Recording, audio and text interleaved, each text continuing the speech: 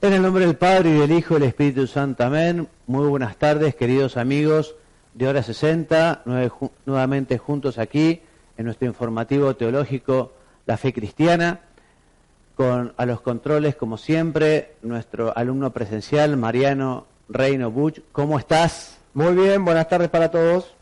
La semana pasada estuviste muy poco participativo. Hoy vamos a tocar un tema que es un misterio, que vamos a hablar de la Santísima Trinidad, nada más ni nada menos, contenidos muy profundos, pero a su vez me gustaría definirlos como tiernos, porque Dios es una corriente de amor, ¿no? Y es lo que vamos a explicar. Pero me gustaría, Mariano, especialmente que si hay algún tema así que no quede muy claro, que vale la pena mejorar, profundizar, aclarar, valga la redundancia, no dejes de preguntar, de participar. ¿Te parece bien? Estupendo. Sí, hay veces que por ahí la parte técnica también demanda que salga todo óptimo, entonces uno se distrae, pero vamos a hacer el esfuerzo. Bien, te agradezco. Entonces, vamos a comenzar con un texto del compendio. El compendio, ustedes lo saben, es un regalo del Papa Benedicto XVI, que lo que hizo fue resumir el catecismo de San Juan Pablo II en preguntas y respuestas, y un texto más breve. El número 44 nos dice que el misterio central de la fe y de la vida cristiana es el misterio de la Santísima Trinidad. Por eso los cristianos son bautizados en el nombre del Padre y del Hijo y del Espíritu Santo. Un solo Dios verdadero, tres personas distintas. Y esto fue el mismo Jesucristo el que nos lo viene a revelar. El Antiguo Testamento tenemos unos vestigios, ¿no? Pero se revela así con total claridad con la venida de Jesús. Y lo hace, por ejemplo, en el momento de la Anunciación, el nacimiento, encontramos en el Nuevo Testamento, en el episodio de su pérdida y hallazgo en el templo, cuando tenía 12 años, que ustedes se acordarán, con su muerte y resurrección, Jesús se manifiesta Hijo del Padre, ¿no? Y sobre todo en el bautismo, que se acuerdan ustedes, fue bautizado Jesús por San Juan Bautista en el río Jordán. Allí se manifiesta el Padre y también el Espíritu Santo en forma de paloma, ¿no? Y otro momento muy importante, que es la transfiguración del Señor en el monte Tabor. Allí el Señor manifiesta su divinidad, ¿no? Y se muestra con una luminosidad que realmente se quedaron muy impresionados Pedro, Santiago y Juan, que fueron los que allí estuvieron, ¿no? Bueno, allí también entonces se manifiesta la Trinidad, se manifiesta el Padre, Jesús, el Hijo y el Espíritu Santo, ¿no? Y también otro texto así importantísimo es la despedida de Jesús, lo recoge San Mateo en su capítulo 28, el Señor está a punto de subir a los cielos y les dice a los apóstoles, id, o sea, vayan y bauticen a todos en el nombre del Padre y del Hijo y del Espíritu Santo, ¿no? Entonces te decía, en el Antiguo Testamento Dios se manifiesta, pero sobre todo su unidad, su amor, en fin, se manifiesta como Padre al pueblo elegido, ¿no? Pero después de hablar mucho a través de los profetas, a través de sus interlocutores, ya el Padre envía al Hijo, el Hijo que es Jesús. Jesús se dirige a él con un término, además, que tiene que haber impresionado mucho a los judíos, ¿no? Porque Jesús le dice al Padre Abba, que Abba es el término en arameo que utilizaban los niños israelitas para dirigirse a su propio padre. Y esta confianza, digamos, sorprendió claramente que tratara con esta cercanía, ¿no? Después lo dice muchas veces, quien me ha enviado es el Padre, quien me conoce a mí, conoce al Padre, yo soy el camino para llegar al Padre. Jesús también siempre distingue su filiación de nuestra filiación, porque dice, mi Padre y vuestro Padre, hijos ambos, pero distintos, ¿no? Distinta la filiación. Él además se llama a sí mismo Hijo de Dios, fue el motivo de su muerte, porque lo condenaron, porque se hacía llamar, se llamaba, se autoproclamaba, se autodenominaba Hijo de Dios. O sea que, en fin, esto realmente quedó muy claro. Entonces, en Cristo, Dios abre y entrega su intimidad inaccesible al hombre, ¿no? El hombre jamás podría haber llegado con su inteligencia, con su razón, ¿no?, a descubrir la unidad y la Trinidad de Dios.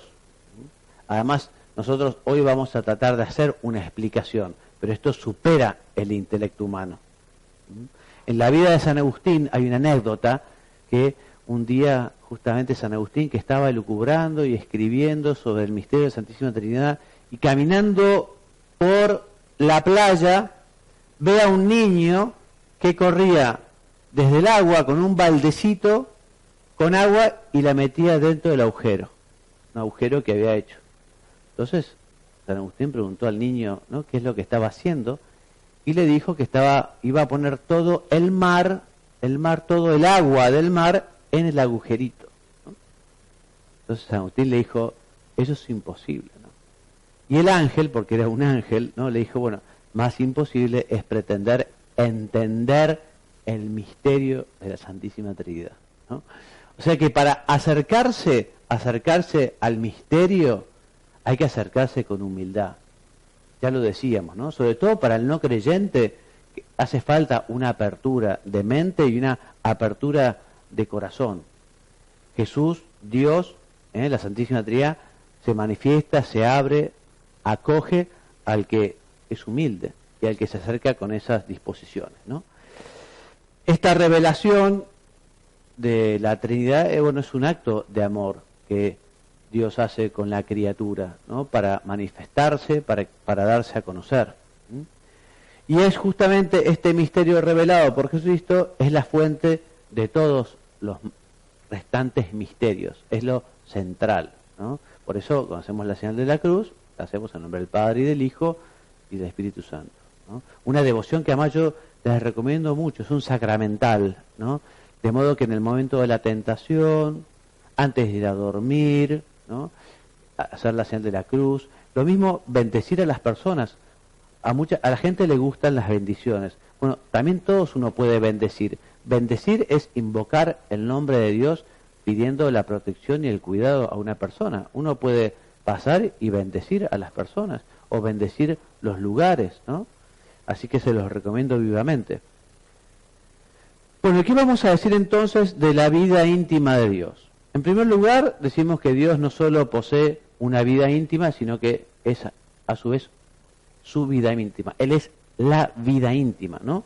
Porque es una vida caracterizada por las eternas relaciones vitales de conocimiento y de amor entre cada una de las personas de la Santísima Trinidad, ¿no?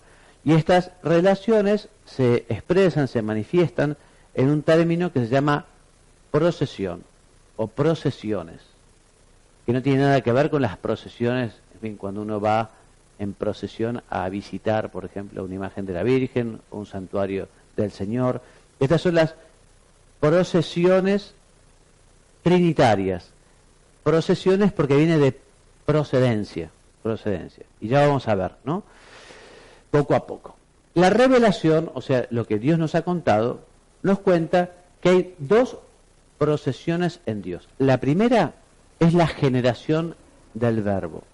El Verbo es engendrado eternamente por el Padre por vía de conocimiento.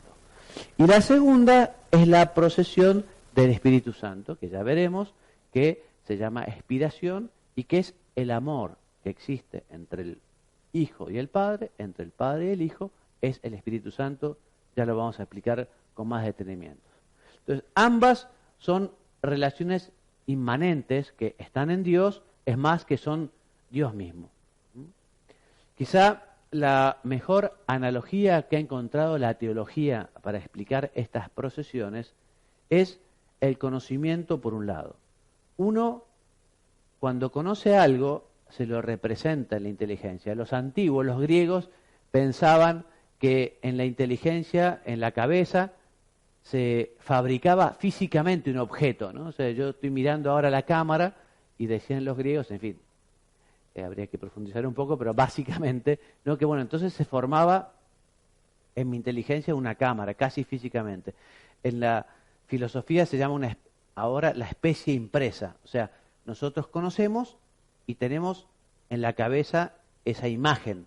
Bueno, en Dios, el conocimiento de sí mismo genera una imagen, pero es una imagen tan perfecta, que es el Logos, la segunda persona de la Santísima Trinidad. ¿Te das cuenta? Esto es una manera de explicar que por vía de conocimiento el Padre, conociéndose a sí mismo, engendra eternamente y desde siempre al Hijo. El concepto que nos hacemos de nosotros mismos, decíamos, siguiendo la explicación, es distinto de nosotros mismos. Pero no sale de nosotros mismos. En Dios, ¿no? Lo mismo es la persona. Y esa persona, que es el Logos, que es la segunda persona, ama de tal manera al Padre, y el Padre ama de tal manera al Hijo, que ese amor se personifica. O sea, el Espíritu Santo es el amor que existe entre el Padre y el Hijo.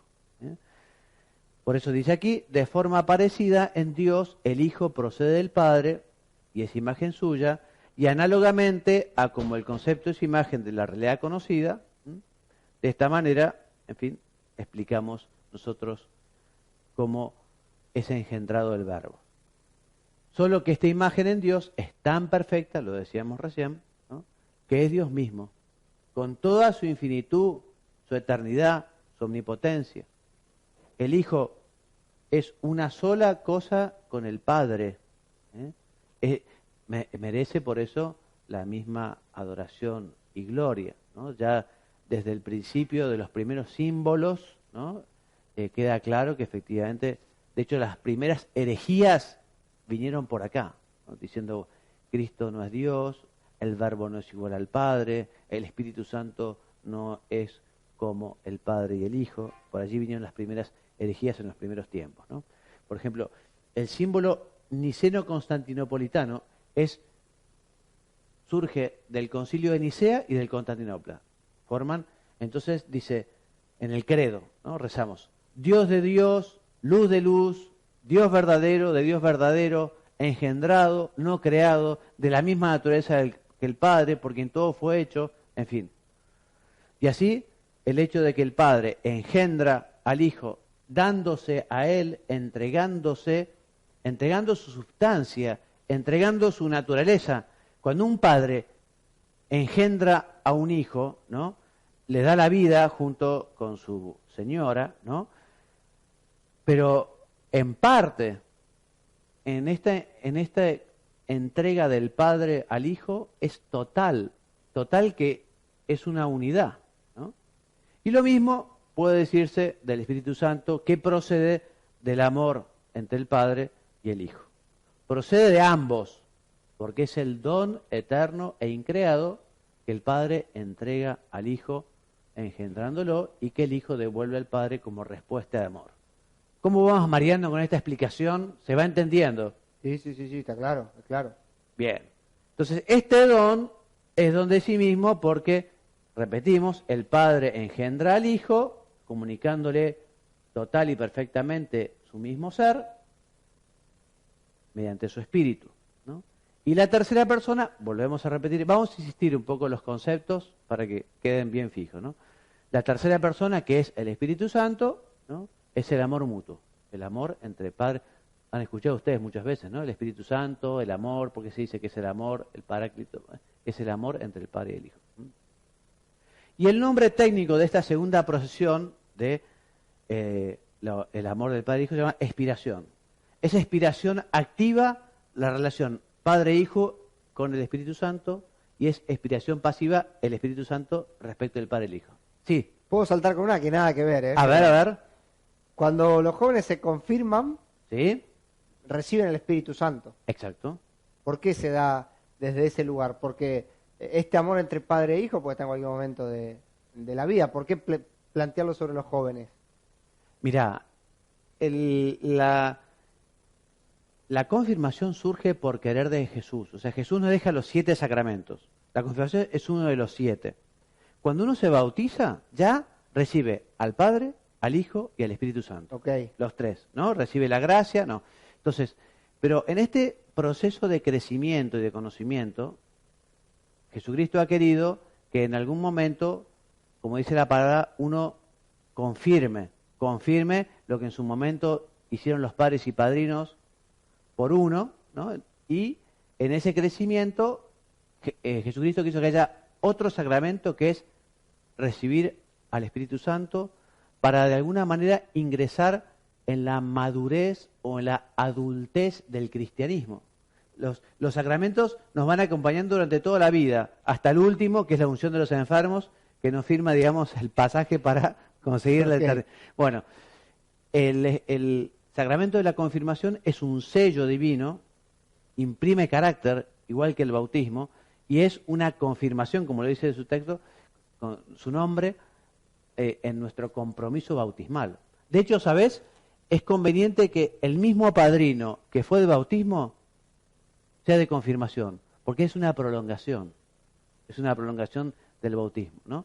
No sé si esto es lo que me estabas preguntando. Sí, a ver, sí, respóndame a mi consulta, porque esta expresión del amor mutuo entre padre e hijo, quizá desde la tangibilización que uno tiene en la confirmación lo reemplaza, o esa recepción del espíritu desde la confirmación. Entonces era una consulta. Por eso dije que podía saltar con algo que nada que ver. No, y acá en la Argentina, por ejemplo, la confirmación se da, dice la Conferencia Episcopal, entre los 9 y 12 años.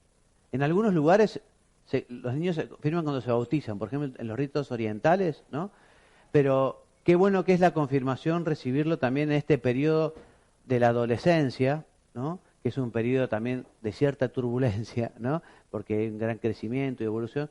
Recibirlo con el Espíritu Santo en el alma, en el corazón, porque efectivamente eso nos ayudará también a pasar este periodo más cerca del Señor. Sí, igual me parece que para llegar a esa conceptualización de la que estás hablando, del amor mutuo y demás, se necesita más tiempo que la adolescencia. Sí, igual justamente una de las cosas que a veces dicen, no, mejor que se reciba el Espíritu Santo cuando uno es más grande, porque uno comprende más o entiende más o sabe más. Pero yo a veces digo, mirá, es tal el misterio porque esto, digamos, supera nuestras posibilidades de comprensión, ¿no? Que yo pienso que vale la pena recibirlo más joven para vivir esta etapa de la vida, ¿no? Pero evidentemente todo lo que sea preparación para comprender mejor la recepción de la confirmación es muy importante, ¿no? Y sobre todo que tampoco termine la catequesis acá, porque claro, a veces se alarga porque dice, bueno, yo preparo al niño para la primera comunión, después lo preparo la confirmación, pero después ya, digamos, como que hasta que no se casan, algunos ya no vuelven a pisar la iglesia, digamos, ¿no? O por lo menos los temas de formación. Entonces, en fin, yo creo que después de la confirmación hay que continuar. Y a mí me cuesta justamente avalar eso porque veo que la confirmación es un quiebre. Digo, claro. De confirmación hay un egreso, algo raro, y después volvemos. Claro. Pero no tampoco tengo claro por qué pasa. No, pasa porque la vida es así, pero también en la iglesia tenemos que crear esos espacios para que efectivamente la persona se vaya con un vínculo con la misa dominical, con la confesión frecuente, con la participación en otras actividades de la parroquia, ¿no? Así que, en fin. Bueno, entonces, siguiendo con la analogía del conocimiento del amor, se puede decir que el espíritu procede como la voluntad que se mueve hacia el bien conocido. Bueno, entonces estas dos procesiones, ¿no?, son inmanentes, o sea, están dentro del mismo Dios. O sea, en cambio hay otras actividades de Dios que son distintas a Él, son hacia afuera. O sea, la creación que realiza Dios del cielo, la tierra, los hombres, esto, bueno, es algo que es ajeno a Él, es distinto que Él, ¿no? En cambio, estas procesiones están en Dios, son Dios mismo. Por eso dice aquí que las dos procesiones son el fundamento de las distintas relaciones que en Dios se identifican con las personas divinas, que son el ser Padre, el ser Hijo y el ser Espíritu Santo, ¿no? Inspirado por ellos. Bueno, en el mundo creado las relaciones son accidentales. Si uno dice, bueno, ¿cuáles son los accidentes? Uno de los accidentes es el accidente de relación, ¿no? Pero, en cambio, en Dios, puesto que las procesiones, ¿no?, es donada toda la sustancia divina, toda la entrega, estas relaciones son eternas y se identifican con la sustancia misma. O sea que eternamente Dios engendra al Hijo, el Hijo es engendrado eternamente por el Padre, ama el Padre al Hijo desde siempre, el Hijo al Padre, y así está el Espíritu Santo, que es amor. Entonces, estas tres relaciones eternas no solo caracterizan, sino que se identifican con las tres personas divinas, puesto que el Padre, al pensar, es lo mismo que decía recién, ¿no? Al Padre quiere decir pensar en el Hijo, y pensar en el Espíritu Santo quiere decir pensar en aquellos respecto a los cuales Él es Espíritu. Así las personas son tres alguien, pero un único Dios. Tres personas. Y de hecho, creo que viene un poquito más adelante el consejo, pero ya lo voy adelantando. Es muy bueno que los cristianos nos acostumbremos a relacionarnos, a tratar y a hacer oración con las tres personas. No solo con Jesús. Con Jesús quizás es más fácil porque se hizo hombre, nos dijo muchas cosas, pisó la tierra que vivimos nosotros. Quizá con el Espíritu, con el Padre, bueno, no se lo imagina, al Creador, la figura del Padre, pero a veces el Espíritu Santo, uno se olvida un poco del Espíritu Santo. Y hay que hablar y pedir y adorar al Padre, al Hijo y al Espíritu Santo, cada una de las tres. Bueno, pero también hay que decir que hay menos oraciones al Espíritu Santo. Digo, que No. uno conozca, o por lo menos que uno lo vaya adquiriendo, es menos, digo, en cantidad. Igual creo que está más de moda que hace unos años, porque efectivamente, por ejemplo... Bueno, pero guarda si es una moda.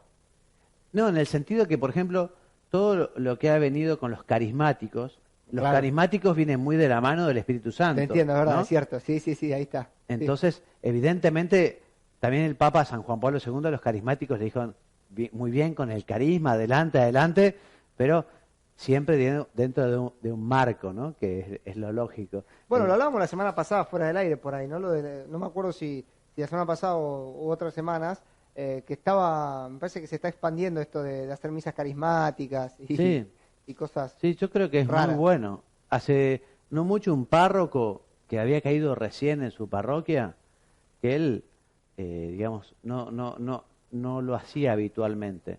Pero dada la parroquia en la que cayó, dijo, bueno, voy a empezar a hacer un poco unas misas más carismáticas, ¿no? Y una predicación. Bueno, y con eso consiguió que muchos que se habían ido a la iglesia evangélica, digamos, ¿no? Porque decían, bueno, no sé, no nos encontramos tan cómodos en la iglesia católica, no sé cuál es. Pero el hecho cierto es que él me dijo, mira, desde que yo empecé con los carismáticos, aquí está viendo muchísima más gente y además muchos han vuelto, ¿no? Así que, en fin, el Espíritu Santo claramente está allí y sopla. Bueno, entonces las tres personas son cada una toda la divinidad, identificándose con la única naturaleza de Dios. Las personas son la una en la otra, la una en la otra. A mí, cuando era chico, me preparaba para la primera comunión, me explicaban la Santísima Trinidad con 3 fósforos, ¿no? 3 fósforos que se prendían así. Bueno, ¿y acá cuántas llamas hay? Y hay una sola llama. ¿Y cuántos fósforos son? Y un solo. En fin, es una explicación un poco básica, pero para un chico que hace la primera comunión le puede ayudar, ¿no? Porque es un solo Dios, ¿no? Uno a veces les pregunta, chicos, la pregunta tramposa al chiquito, en fin, segundo, tercero. Bueno, ¿y cuántos dioses hay? ¿No? Y a veces contestan cualquier cosa, ¿no? 1.000.000, infinitos. Un solo Dios, en 3 personas, ¿no? ¿Qué dice el Catecismo de San Juan Pablo II en su número 221? Mariano, ¿por qué no me lo lees? Esta dinámica, que técnicamente se llama pericóresis o circunmincesio. Disculpame, son pericóresis y circunmincesio. Perdóname, no lo hice adrede. Son palabras técnicas y difíciles. Y aparta la distancia. 2 términos que hacen referencia a un movimiento dinámico en que el uno se intercambia con el otro como en una danza en círculos, ayuda a darse cuenta de que el misterio del Dios uno y trino es el misterio del amor. Él mismo es una eterna comunicación de amor, Padre, Hijo y Espíritu Santo, y nos ha destinado a participar en él. Lo que decíamos al principio, ¿no? Una comunicación de amor, de entrega, de donación de cada una de las personas de la Santísima Trinidad entre sí, y además justamente esas personas han querido comunicar ese amor y quieren que nosotros participemos en esta comunicación de amor. Y esa es la gracia de Dios. La gracia de Dios es poder participar en esta comunión, en esta comunicación de amor que existe en Dios. Y el compendio dice, el Espíritu Santo es la tercera persona de la Santísima Trinidad, es Dios, uno e igual al Padre y al Hijo, procede del Padre y del Hijo, que es principio sin principio y origen de toda vida trinitaria. Y procede también del Hijo, por el don eterno que el Padre le hace. El Espíritu Santo procede del amor entre el Padre y el Hijo. El Espíritu Santo enviado por el Padre, ustedes se acuerdan cuando Jesús nos decía, es necesario que yo me marche para que venga el Espíritu y les confirme en la fe, ¿no? Y el Padre envió primero al Hijo Jesús y luego al Espíritu Santo. Y justamente es el Espíritu Santo quien guía a la Iglesia hasta el conocimiento de la verdad plena. De hecho, en la teología también se habla de la creación como el momento del Padre, la redención como el momento del Hijo y actualmente la santificación, que es el tiempo del Espíritu Santo hasta la segunda venida de Jesús. Bien, seguimos con el compendio, que nos dice que la Iglesia expresa su fe trinitaria confesando un solo Dios en tres personas. Las tres divinas personas son solo Dios, porque cada una de ellas es idéntica a la plenitud de la única e indivisible naturaleza divina. Las tres son realmente distintas entre sí por sus relaciones recíprocas. El Padre, repetimos, engendra al Hijo, el Hijo es engendrado eternamente por el Padre, y el Espíritu Santo procede del Padre y del Hijo.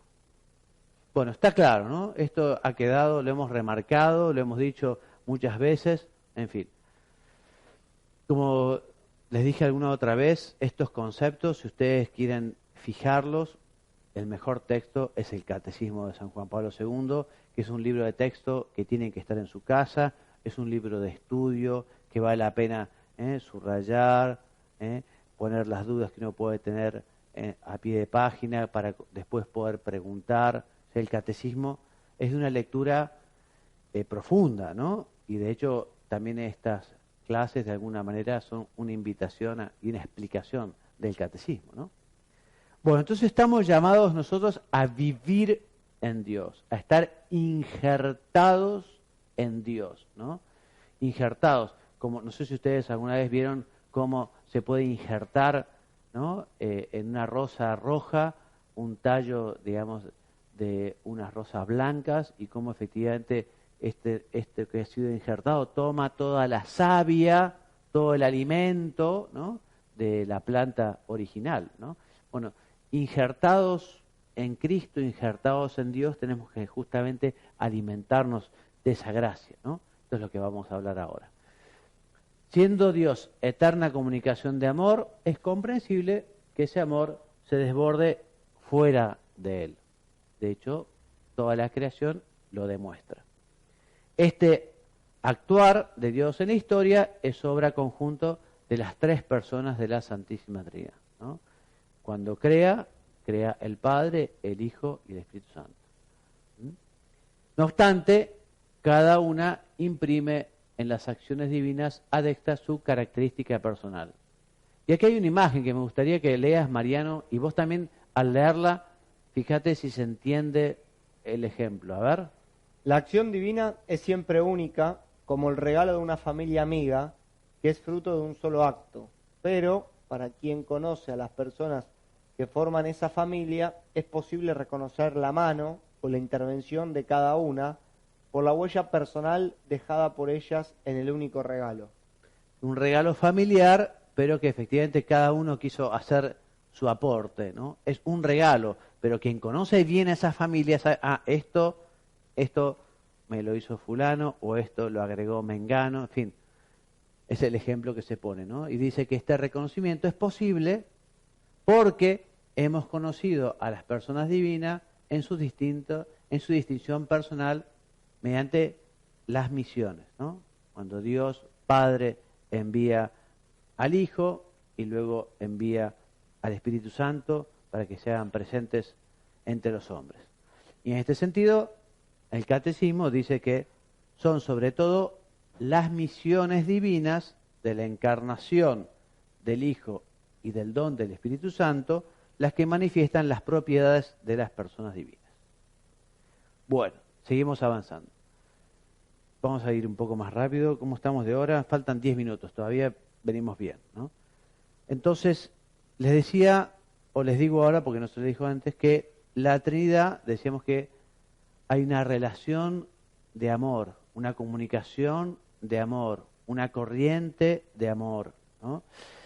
Por eso en la Trinidad se encuentra el modelo originario de la familia humana, porque la familia humana, padre, madre, hijos, nietos, también tiene que ser una relación, una comunicación de amor. De hecho, los hijos son fruto del amor de los padres, ¿no?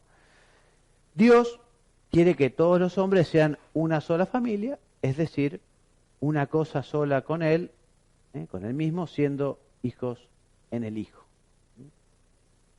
Cada persona ha sido creada a imagen y semejanza de la Trinidad, por eso también sabemos que si queremos profundizar y comprender el misterio del hombre, bueno, lo que podemos hacer es tratar de comprender y profundizar en el misterio de Cristo, ¿no?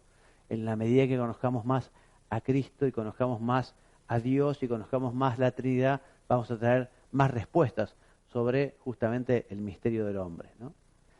Y aquí se encuentra el fundamento último del valor de la vida de cada persona humana, independientemente de sus capacidades o de sus riquezas.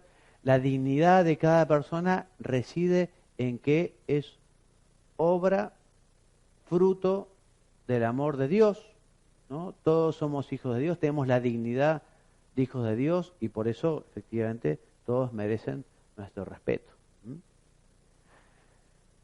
Lo decíamos, para llegar al Padre tenemos que conocer al Hijo.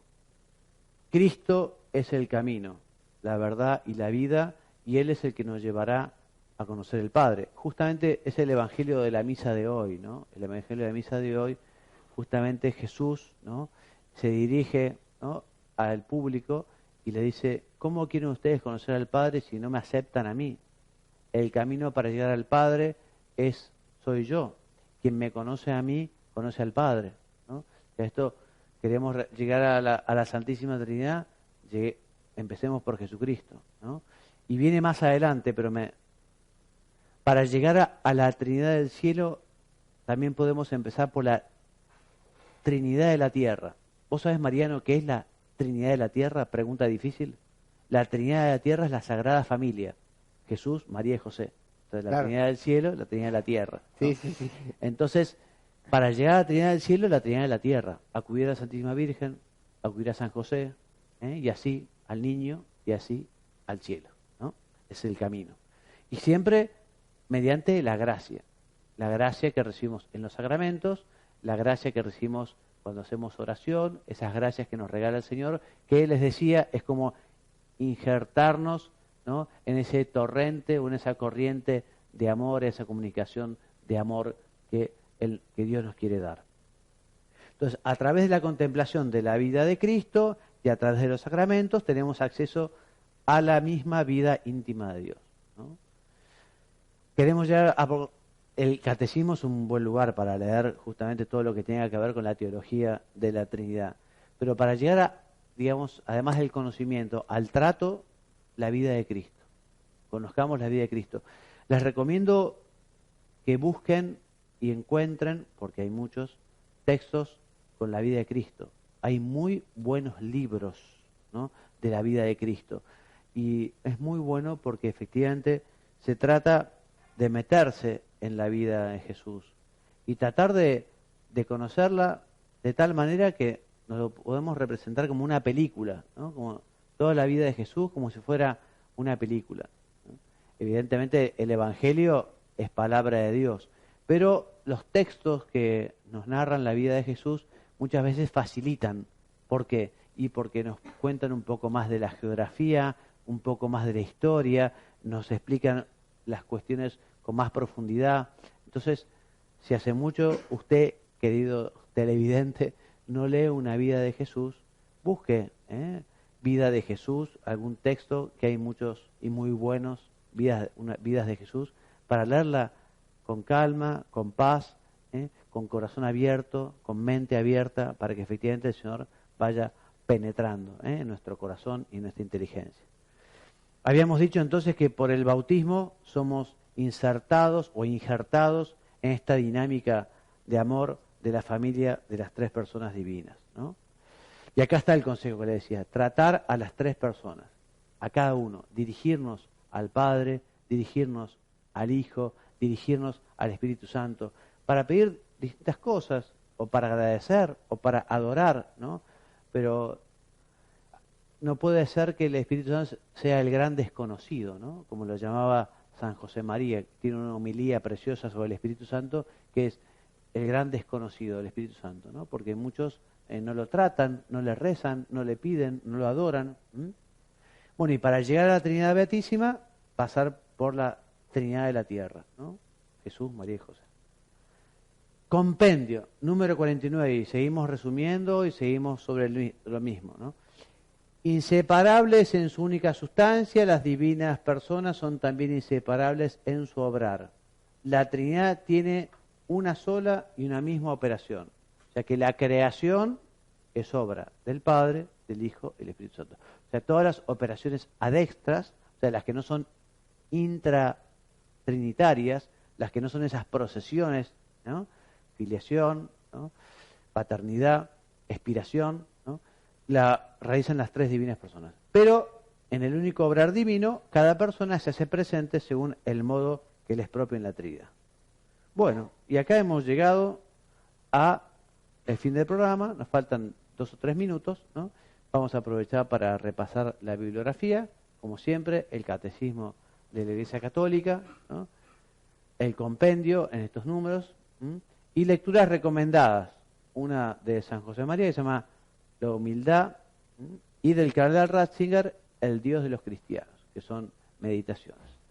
Bueno, hasta aquí entonces nuestro quinto programa. Si mal no recuerdo, nuestro próximo programa será sobre la creación, ¿no? Y espero que vayan poco a poco aprovechando. Vos, Mariana, me has dicho que hay mucha gente que está viendo los programas, que les está gustando. Me das una alegría con esa noticia. Volvemos a abrir un canal de comunicación. Si ustedes quieren escribirnos, lo pueden hacer en mi correo, que es juanmariagallardo@gmail.com, o también aquí a Hora 60. ¿Cuál es el contacto de Hora 60? Hora60@gmail.com, podemos usar las redes sociales, más actividad que el mail siempre, porque bueno, estamos muy en lo digital, así que ahí, y de hecho esta semana hubo un videíto de una de las clases que pasó, que 2.382 reproducciones tuvo. Mirá, impresionante. Bueno. 2.382 reproducciones, así que bueno, ahí también en nuestras redes siempre vamos poniendo algo de lo que dejan tus clases. Entonces ya saben, si quieren comunicarse a través de las redes o a través de mi correo, así que los espero con sus preguntas, con sus iniciativas, con sus sugerencias. Y ahora sí, ya faltando un minuto, me despido enviándoles la bendición, diciéndoles que Dios los bendiga y los haga muy santos. Amén. Hasta el próximo programa, si Dios quiere.